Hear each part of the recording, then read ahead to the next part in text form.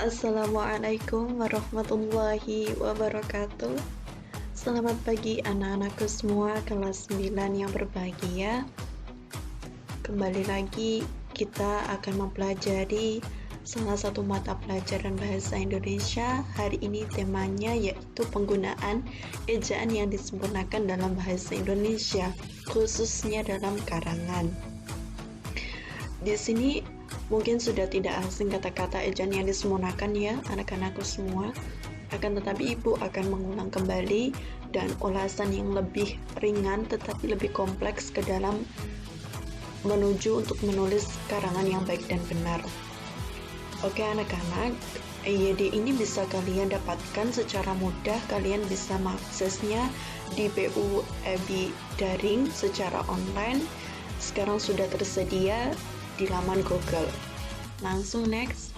Yang pertama yaitu berkaitan dengan peta konsep nih teman-teman, adik-adik semua. Peta konsep yang pertama kita harus mempelajari yaitu kita mampu memahami pengertian dari ejaan yang disempurnakan. Kemudian kita juga harus mengetahui sejarah dari ejaan yang disempurnakan. Kenapa kok ada ejaan yang disempurnakan? Bagaimana mulanya? Kemudian yang ketiga yaitu pemakaian huruf, penggunaan kata, dan juga penggunaan tanda baca yang sesuai EYD itu yang bagaimana. Kemudian yang terakhir yaitu menulis karangan sesuai dengan ejaan yang disempurnakan. Nah, ejaan yang disempurnakan ini telah dirubah menjadi PUEB yang pastinya lebih lengkap, akan tetapi yang terpenting adalah pemahaman EYD karena sebagai bekal untuk menulis karangan yang baik dan juga benar. Nah, pengertian EYD dalam Kamus Besar Bahasa Indonesia tahun 2010 dinyatakan bahwa ejaan adalah kaidah-kaidah cara menggambarkan bunyi-bunyi dalam bentuk huruf serta penggunaan tanda baca dalam tataran wacana atau penulisan. Kemudian yang menurut Wijayanti tahun 2013, ejaan adalah kaidah. Kaidah itu tata cara atau suatu pedoman dalam menggambarkan atau melambangkan bunyi-bunyi ujaran kata dalam bentuk kata, kalimat, dan sebagainya, dan bagaimana hubungan antara lambang-lambang itu bisa berupa pemisahan dan juga penghubungnya dalam tatanan suatu bahasa. Bisa digunakan dalam bentuk lisan maupun dalam penggunaan lisan. Oke. Selanjutnya yaitu berdasarkan keterangan di atas dapat disimpulkan bahwa ejaan yang disempurnakan adalah peraturan yang digunakan untuk menggunakan huruf, kata, dan juga tanda baca dengan baik dan benar dalam aplikasinya, yaitu dalam baik tulisan maupun lisan. Kemudian kita harus mengetahui ejaan yang disempurnakan ini sejarahnya, bagaimana mulanya, yaitu yang pertama, ejaan di Indonesia dimulai dengan ejaan Van Ophuijsen pada tahun 1901, kemudian pada tanggal 19 Maret 1947 digantikan lagi dengan ejaan Suwandi atau Republik, hingga pada akhirnya pada tahun 1959 mulai dirumuskan ejaan Melayu Indonesia atau Melindo. Namun, ejaan itu tidak sempat diresmikan oleh pemerintah karena keadaan politik pada tahun itu sedang kacau. Kemudian pada tanggal 16 Agustus 1972 berlakulah ejaan yang disempurnakan atau EYD berdasarkan keputusan Presiden nomor 57 tahun 1972. Ejaan yang disempurnakan terus mengalami penyempurnaan. Pada tahun 1987 terdapat keputusan Menteri nomor 54A garing 1987 tentang penyempurnaan pedoman umum ejaan yang disempurnakan. Selain itu juga terdapat peraturan Menteri Pendidikan dan juga Kebudayaan nomor 46 tahun 2009 tentang hal yang sama juga. Namun begini teman-teman, karena terlalu banyaknya kritik mengenai nama ejaan yang disempurnakan ini hingga akhirnya nama tersebut diganti menjadi Pedoman Umum Ejaan Berbahasa Indonesia atau yang kita kenal dengan nama PUEB yang disahkan pada tanggal 26 November 2015 oleh Menteri Pendidikan dan Kebudayaan Republik Indonesia Anies Baswedan dengan ketetapan Peraturan Menteri Pendidikan dan juga Kebudayaan Nomor 50 Tahun 2015. Lah, berkaitan dengan peraturan yang baru ini, Bapak Anies Baswedan mengajukan suatu usulan atau ide terobosan terbaru, yaitu seperti yang teman-teman lihat atau adik-adik lihat pada slide pertama tadi, ada PUEB daring, sehingga kita tidak perlu mendownload PDF, tidak perlu mengeprintnya, tidak perlu membacanya berulang kali, membukanya bolak-balik, tapi dengan langsung mengklik kita bisa langsung mengetahui pedoman ejaan bahasa Indonesia ini secara daring. Kemudian apa alasan perubahan ejaan berbahasa Indonesia ini? Yang pertama yaitu disusul dengan adanya kemajuan teknologi, pengetahuan, seni, dan yang terpenting penggunaan ejaan Indonesia ini mulai diperhatikan lagi secara tulis maupun tulisan.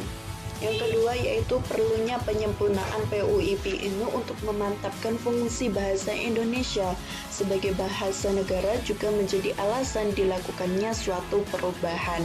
Perubahannya menuju langkah yang ke arah lebih baik. Kemudian pemakaian huruf, tanda baca, kata dalam bahasa Indonesia. Kaidah ejaan dalam tata tulis sangat penting nih. Kesalahan ejaan dapat menimbulkan kesalahan tanggapan pembaca terhadap gagasan yang dikemukakan oleh penulis. Gentami Terika, tahun 2016, halaman 179, dan juga terdapat dalam halaman 9, ejaan adalah kaidah-kaidah atau cara penggambaran bunyi-bunyi kata, kalimat, dan sebagainya dalam bentuk tulisan atau huruf-huruf serta penggunaan tanda baca. Ruang lingkup yang membatasi dalam pembahasan kesalahpenggunaan EYD pada karangan deskripsi akan dipaparkan, yaitu yang pertama, yaitu kesalahan penggunaan huruf kapital. Kesalahan ini sering menjadi hal yang wajar, sering kita ketemui dalam kehidupan sehari-hari, terutama bagi anak-anak semua yang baru beranjak mengenal karangan. Ini biasanya huruf kapital ini digunakan pada awal kalimat atau setelah penggunaan tanda titik. Namun kita akan bahasnya lebih rinci lagi pada slide selanjutnya. Kemudian kesalahan penggunaan kata. Kesalahan ini masih membingungkan banyak siswa, yang mana kata hubung biasanya digunakan pada awal kalimat atau setelah titik. Kemudian kesalahan tanda baca. Kesalahan ini masih menjadi titik kesalahan siswa dalam menulis karangan. Sebagian siswa tidak memperhatikan penggunaan tanda baca dengan baik, yang meliputi kesalahan penggunaan tanda titik, kesalahan penggunaan tanda koma, dan juga bisa penggunaan tanda baca lainnya yang harus ditulis sesuai dengan kaidah penulisan EYD, yang mana itu seringkali tidak kita ketahui secara rinci. Nah, langsung saja. Yang pertama yaitu pemakaian huruf. Penggunaan huruf kapital. Huruf kapital dipakai sebagai huruf pertama dalam awal kalimat. Misalnya, apa maksudnya? Nah, apa maksudnya? Setelah petik diikuti dengan kata selanjutnya lah. Kata huruf yang pertama kali harus menggunakan huruf kapital. Kemudian penggunaan huruf non-kapital. Penggunaan non-huruf kapital digunakan pada posisi-posisi yang tidak menggunakan huruf kapital. Nah, kita melihat contoh yang pertama tadi. Apa maksudnya? Setelah huruf A yang menjadi kalimat awal dari setelah tanda petik itu menggunakan huruf kapital, huruf selanjutnya tidak menggunakan huruf kapital. Nah, yang ketiga yaitu huruf miring. Huruf miring dipakai untuk menuliskan judul buku, nama majalah, atau nama surat kabar yang dikutip dalam tulisan, termasuk dalam daftar pustaka. Misalnya, saya sudah membaca buku Salah Asuhan karangan Abdul Muiz. Nah, teman-teman, ada kesalahan nih. Harusnya Salah Asuhan itu adalah judul, itu harusnya berupa miring. Ini teman-teman harus teliti juga. Next, yaitu pemakaian kata. Yang pertama yaitu kata dasar. Kata dasar ditulis sebagai satu kesatuan. Kata misalnya, kantor pajak penuh sesak. Saya pergi ke sekolah. Jelas ya teman-teman, pergi. Pergi itu kata dasar, sekolah kata dasar. Lah, bagaimana Bu yang disebut dengan tidak kata dasar? Next, ada kata berimbuhan. Imbuhan ini bisa awalan, sisipan, akhiran, serta gabungan antara awalan dan juga akhiran. Misalnya, berjalan, berkelanjutan, mempermudah, gemetar. Next, dari kata dasar tadi, contoh sekolah, bisa kita tambahi akhiran an, sekolahan. Bisa dari kata pergi, bepergian. Nah, itu juga bisa ya teman-teman. Kemudian next yaitu kata ulang. Bentuk ulang ditulis dengan menggunakan tanda hubung di antara unsur-unsurnya. Misalnya buku-buku, kura-kura, ramah-tamah, terus-menerus. Lah, karena itu diulang-ulang, maksud diulang-ulang yaitu menunjukkan bahwa objek itu tidak hanya satu. Contoh buku-buku, berarti ada berapa banyak buku? Yaitu bukunya terdiri dari satu atau lebih.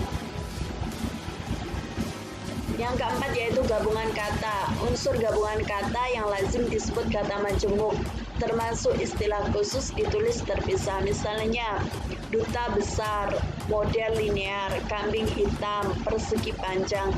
Nah, gabungan kata ini biasanya merupakan kata majemuk ya, yang biasanya ditulis secara terpisah. Kemudian ada pemenggalan kata. Pemenggalan kata pada kata dasar dilakukan yaitu jika di tengah ada huruf vokal yang berurutan. Pemenggalannya dilakukan di antara huruf vokal itu, misalnya bu, ah, main, niat, atau saat. Kemudian yang keenam, kata depan. Kata depan seperti di, ke, dan dari ditulis terpisah dari kata yang mengikutinya. Misalnya, di mana dia sekarang? Kain itu disimpan di dalam lemari. Lah, disimpan kenapa tidak ditulis terpisah, Bu? Gitu. Karena disimpan adalah satu kesatuan. Dipisah itu apabila mengikuti kata tempat. Contoh, di Semarang, di rumah neneknya, antara di dan juga rumah itu dipisah.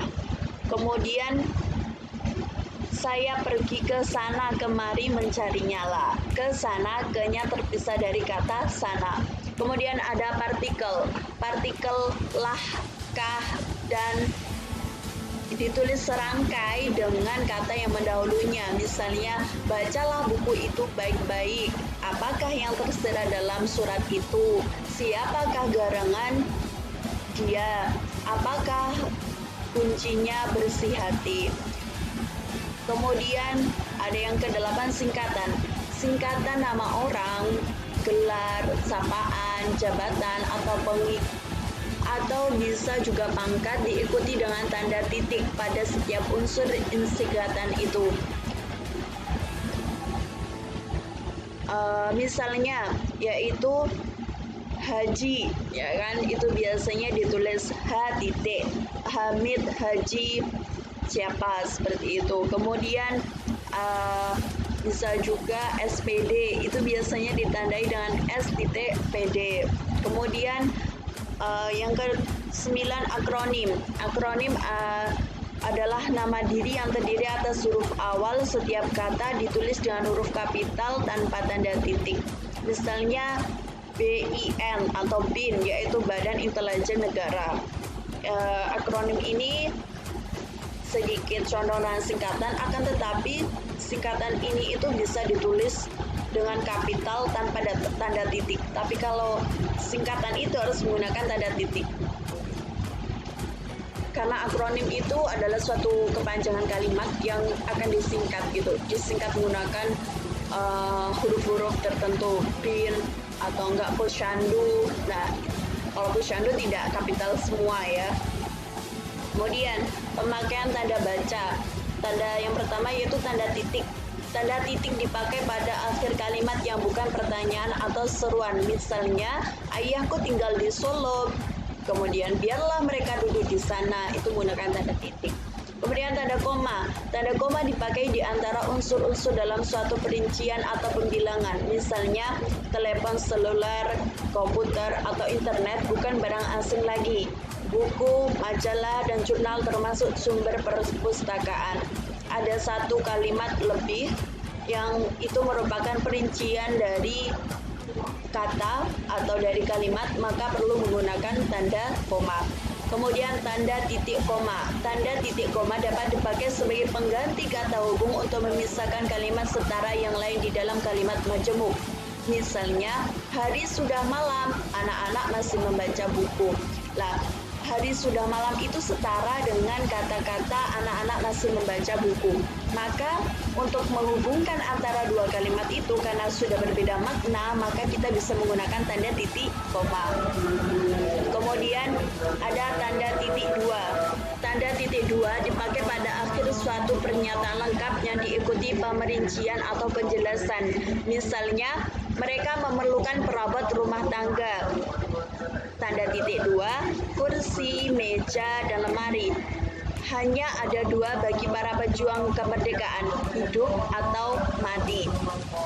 Ada penjelasan ya sebelum adanya tanda titik dua.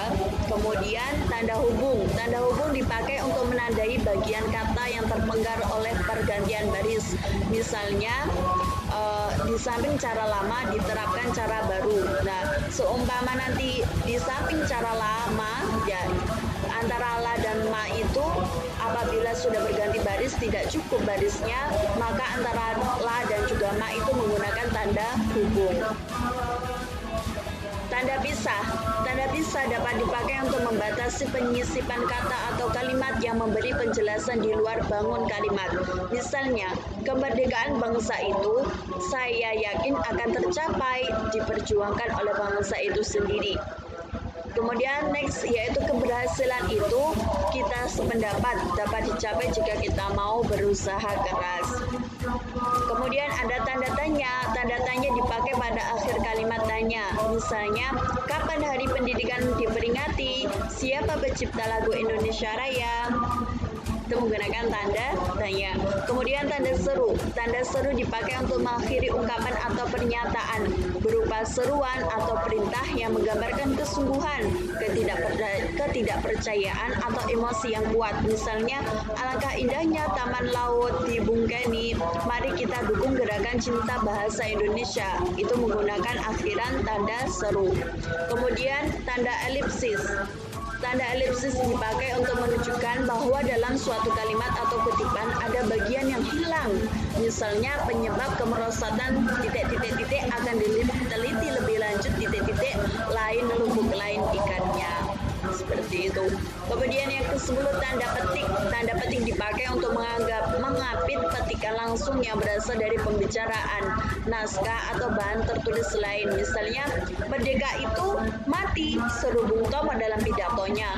Kerjakan tugas ini sekarang, perintah alasannya. Besok akan dibahas dalam rapat. Itu menggunakan tanda petik. Kemudian yang ke-11 tanda petik tunggal.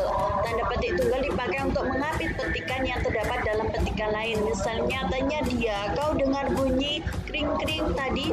Kita bangga karena lagu Indonesia Raya berkumandang di area Olimpiade itu, kata ketua kopi. Jadi ada tanda petik, ada tanda petik dua. Dan di antara tanda petik dua itu ada suatu kata atau kalimat yang penting atau dianggap sebagai suatu inti, maka perlu digunakan tanda petik tunggal. Sudah paham ya? Langsung next, yaitu tanda kurung siku. Tanda kurung siku dipakai untuk mengapit huruf, kata atau kelompok kata sebagai koreksi tambahan atas kesalahan atau kekurangan di dalam naskah asli yang ditulis oleh orang lain. Misalnya, sang sapurba mendengar bunyi gemerisik. Penggunaan bahasa dalam karya ilmiah harus sesuai dengan kaidah bahasa Indonesia. Ulang tahun proklamasi kemerdekaan Republik Indonesia dirayakan secara khidmat. Kemudian yang ke-14, tanda garis miring. Tanda garis garis miring dipakai dalam nomor surat, nomor pada alamat surat, dan penandaan masa 1 tahun yang terbagi dalam 2 tahun. Misalnya, nomor 7 garing PK garing 2 garing 2013 Jalan Keramat, nomor 3 garing 10 tahun ajaran 2012 garing 2013. 15 tanda penyingkatan atau apostrof. Tanda penyingkatan dipakai untuk menunjukkan penghilangan bagian kata atau bagian angka tahun dalam konteks tertentu. Misalnya, dia kan kusurati. Nah, kan itu menunjukkan kata akan. Terus kemudian ada mereka sudah datang kan di sini menunjukkan kata bukan. Kemudian ada malam lah tiba. Lah di sini artinya adalah telah. Nah, setelah kita mengetahui bagaimana penerapan dan contoh dari pemakaian huruf, tanda baca dan juga kata yang sesuai dengan EYD, diharapkan kita itu mampu menulis karangan yang sesuai dengan EYD. Nah, apa itu karangan?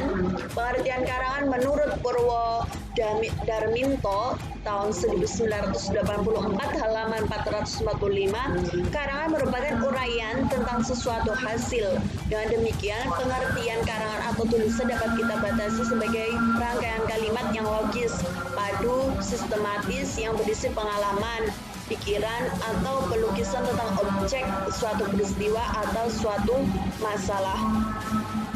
Jadi karangan itu pasti ada suatu deskripsi atau suatu rangkaian kalimat di dalamnya. Rangkaian kalimat itu terdiri dari apa aja, Bu? Pasti nanti ada judul. Kalau kalian ingin membuat suatu cerpen mungkin ya, ada judulnya. Kemudian nanti ada kata depannya, ada kata ucapan langsung yang harus pakai petik, harus menggunakan tanda titik. Kalau kalian bersungguh-sungguh dalam menyampaikan isinya, nanti pasti ada kata tanda seru lah. Itulah gunanya penggunaan EYD ini dalam menulis suatu karangan. Kemudian penyusunan rancangan karangan menurut Suparno dan kawan-kawan tahun 2007, yaitu adalah langkah kegiatan penulisan setelah penentuan topik. Kerangka karangan adalah kerangka tulis yang menggambarkan bagian-bagian atau butir-butir isi karangan dalam tatanan yang sistematis. Karena tatanan yang sistematis itu, kerangka karangan sudah menunjukkan organisasi isi karangan. Gambaran isi yang demikian itu menempatkan butir-butir isi karangan dalam hubungannya dengan butiran yang lain. Nah, maka akan menggambarkan subtopik-subtopik yang lain, baik dari segi jumlah maupun dari jenisnya. Nanti juga ada urutan subtopik yang kedua, terus hubungan antar subtopik yang satu dan yang lain, apakah logis dan juga tidak logis. Lah, untuk menunjukkan logis dan tidak logisnya itu ditunjukkan dengan penggunaan huruf, kata, dan juga tanda baca yang sesuai. Nah, ayo kita giatkan kembali kegiatan menulis karena banyak sekali manfaatnya, terutama bagi kita yang masih duduk di bangku sekolah ini nanti akan mengenyam dunia. Selanjutnya, mungkin dari anak-anak yang memiliki bakat menulis, kita harus bisa menyempurnakan dalam menulis sesuai dengan ejaan yang disempurnakan ya.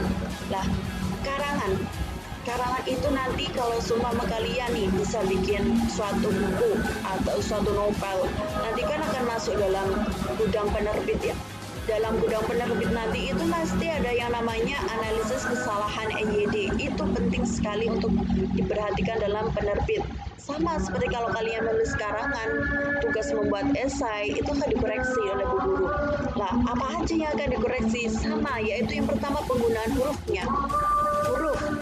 Hurufnya sesuai apa tidak, huruf kapital yang digunakan, huruf miringnya sesuai atau tidak, AIO-nya sesuai atau tidak.